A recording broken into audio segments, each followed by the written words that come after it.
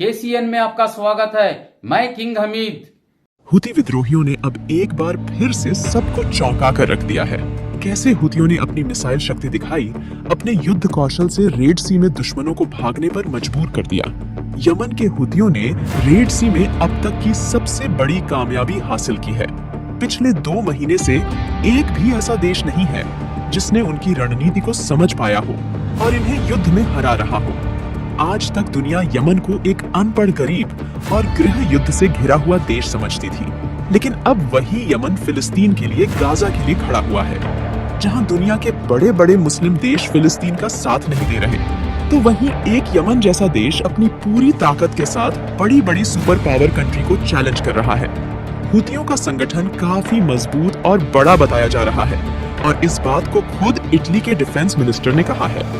उन्होंने कहा कि हुती नसरुल्लाह संगठन हिजबुल्लाह और हमास से भी कई गुना ज्यादा ताकतवर और बड़ा है। इनके पास खुद हथियार बनाने की क्षमता है और जिस देश ने सऊदी अरब के पिछले 10 सालों में 24,000 हमले झेले हों, वो आज भी अपनी पूरी ताकत के साथ खड़ा है। जब इजराइल गाजा में हमास से अब तक जीत नहीं पाया, उन्हें हरा नहीं पाया, लेबनान के हिजबुल्लाह को आज तक नहीं हरा पाया, तो फिर ये हुतियों का मुकाबला कैसे करेंगे? पूरा यूरोप अब इस बात को मानने पर मजबूर हो चुका है कि जिस संगठन को हम ऐसे ही हल्के में ले रहे थे, जिस देश को हम गरीब, अनपढ़ और गृह युद्ध से घिरा हुआ समझ रहे थे, वो तो असल में काफी ज्यादा ताकतवर है। इनकी युद्ध शैली का अंदाजा आप इस बात से लगा सकते हैं कि ये बहुत ही कम पैसों से हथियार बना लेते हैं और समुद्र में तो इससे जीतना काफी मुश्किल होता है, क्योंकि हुतियों के पास ऐसी माइंस टेक्नोलॉजी है जिससे ये समुद्र के अंदर जाकर हजारों की संख्या में माइंस बिछा देते हैं और जो भी जहाज इन माइंस के कांटेक्ट में आता है वो खुद ब खुद तबाह हो जाता है। और इस तरह से माइंस बिछाने में इनका खर्चा काफी कम होता है, इसीलिए हुती हजारों की संख्या में इस तकनीक का इस्तेमाल करते हैं, जिससे दुश्मन को पता भी नहीं चलता और समुद्र के नीचे से हमला हो जाता है।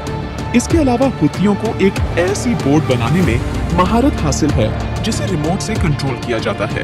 बोट पर एक्सप्लोसिव रखकर हुती इन्हें रिमोट से कंट्रोल करते हैं और इन बोट में इनका एक भी सैनिक नहीं होता, इसीलिए ये ऐसी बहुत सारी बोट पर एक्सप्लोसिव रखकर उसे दूर से कंट्रोल करते हैं और दुश्मन के जहाज से जाकर ये टकरा जाती है, जिससे सामने वाले का भारी नुकसान होता है और हुतियों का एक भी सैनिक नहीं मारा जाता और एक कम पैसों में बनी हुई बोट सिर्फ बर्बाद होती है।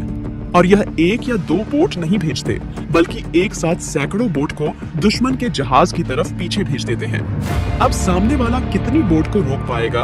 1, 2 या 4, 5, लेकिन कोई ना कोई बोट दुश्मन के जहाज से टकराती है और जहाज को भारी नुकसान होता है।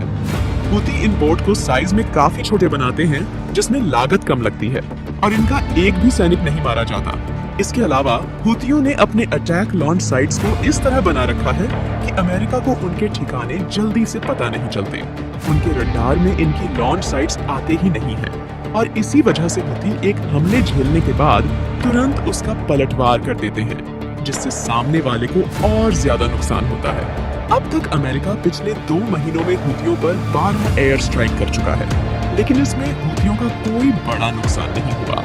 इसके हमले से अमेरिका और ब्रिटेन को काफी भारी नुकसान झेलना पड़ रहा है। उनके बड़े बड़े बल्क कैरियर को टारगेट किया गया है, उन्हें समुद्र में ही तबाह कर दिया गया। यमन के हुती विद्रोहियों ने भी अमेरिका को इतनी बड़ी चोट की वहां के बैंक तक नुकसान झेलने पर मजबूर है। अमेरिका ने हुतियों पर पहले हमला किया था, लेकिन यमन ने फिर इस हमले का ऐसा करारा जवाब दिया, ऐसी सजा दी कि अमेरिका और ब्रिटेन इसे जल्दी भूलने वाले नहीं है। हुती विद्रोहियों ने इतने अमेरिकी जहाजों को निशाना बनाया है कि मैरिटाइम ट्रेड्स में यूएस का जबरदस्त नुकसान हुआ है। समुद्री व्यापार में यूएस पिछले 3 महीनों में अपने कई जहाज तो गंवा ही चुका है। साथ ही बिलियंस ऑफ डॉलर का नुकसान इसी वजह से यूएस के बैंक्स को झेलना पड़ रहा है। हम आपको बता दें कि यमन के बाबल मंदेब से हर साल करीबन 18,000 कार्गो शिप माल लेकर गुजरते थे और इन कार्गो शिप में से हुतियों ने अमेरिका, ब्रिटेन और इसराइल तक पहुंचने वाले जहाजों को ही अपना निशाना बनाया है। अगर यमन के हुती विद्रोही इन सभी 18,000 जहाजों को व्यापार करने से रोक देते तो अब तक पूरा यूरोप कंगाली की कगार पर खड़ा होता, लेकिन हुतियों ने ऐसा नहीं किया। उन्होंने केवल उन्हीं जहाजों को रोका, उन पर ही हमला किया जो उसके दुश्मन के थे, जो हुतियों से युद्ध करना चाहते थे। अगर समुद्री व्यापार मैरिटाइम ट्रेड की बात करें तो जो इस बिजनेस में सबसे बड़ी कंपनी है उनमें से ज्यादातर अमेरिका से नाता रखते हैं और हुतियों के डर से, अपने नुकसान के डर से उन सारी कंपनी ने रेड सी में अपने जहाजों को भेजने से ही मना कर दिया और इस वजह से ग्लोबल कंटेनर फ्रेट मार्केट में बहुत बड़ा प्रभाव पड़ा है और जो शिप रेड सी से गुजर रहे हैं उन्होंने माल पहुंचाने की कॉस्ट काफी ज्यादा बढ़ा दी है।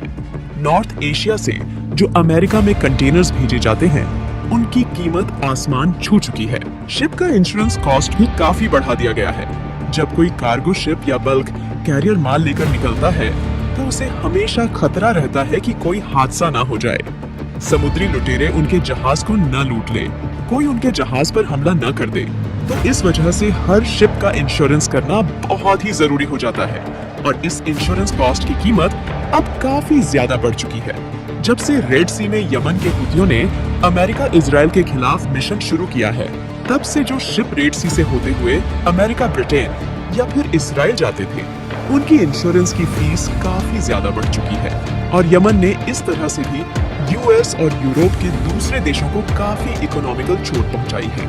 आपको बता दें कि इजराइल की एलीट पोर्ट तो लगभग बंद ही हो चुकी है। इजिप्ट की स्विस कैनाल में जहाज बहुत ही कम जा पा रहे हैं।